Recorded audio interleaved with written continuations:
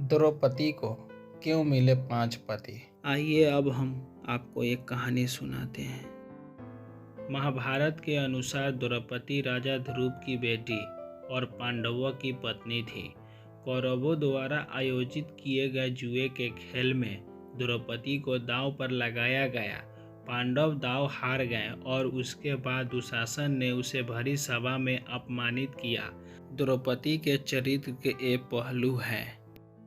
गर्भ से नहीं हुआ था द्रौपदी का जन्म। महाभारत ग्रंथ के अनुसार एक बार राजा द्रुपद पांडवों से पराजित होने के कारण परेशान थे।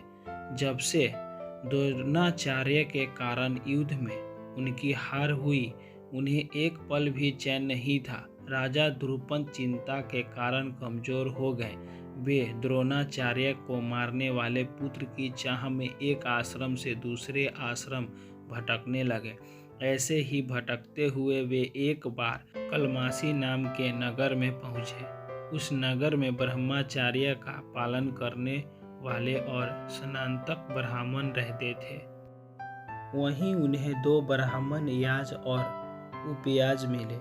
उन्होंने पहले छोटे भाई उपयाज से अपने लिए पुत्र प्राप्ति हवन करने के लिए प्रार्थना की।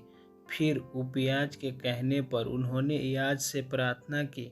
उसके बाद याज ने राजा ध्रुपद के यहाँ पुत्र प्राप्ति के लिए हवन करवाया। उस अग्निकुंड से एक दिव्य कुमार प्रकट हुआ।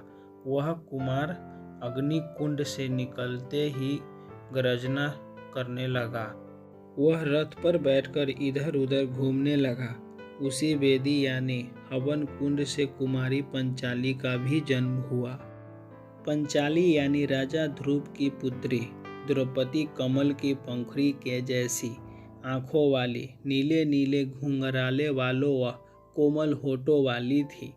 उसका रंग सांवला था। ऐसा लगता था मानो कोई देवनाग मनुष्य शरीर धारण करके सामने आ गई हो।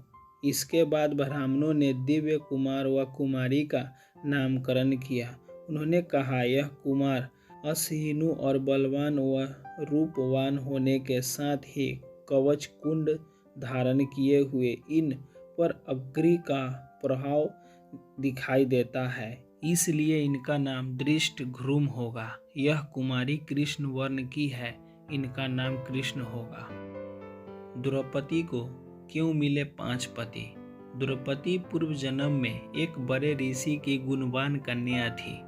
वह रूपवती, गुणवती और सदाचारिणी थी, लेकिन पूर्व जन्मों के कर्मों के कारण किसी ने उसे पत्नी रूप में स्वीकार नहीं किया। इससे दुखी होकर वह तपस्या करने लगी। उसकी उग्र तपस्या के कारण भगवान शिव प्रसन्न हुए और उन्होंने द्रौपदी से कहा, तू मनचाहा वरदान मांग ले। इस पर द्रौपदी इतनी प्रसन्न हो गई कि उसने बार बार कहा, मैं स्वर्ग गुणयुक्त पति चाहती हूँ। भगवान शंकर ने कहा, तूने मनचाहा पति पाने के लिए मुझे 5 बार प्रार्थना की है, इसलिए तुझे दूसरे जन्म में 1 नहीं 5 पति मिलेंगे। तब द्रौपदी ने कहा, मैं तो आपकी कृपा से एक ही पति चाहती हूँ।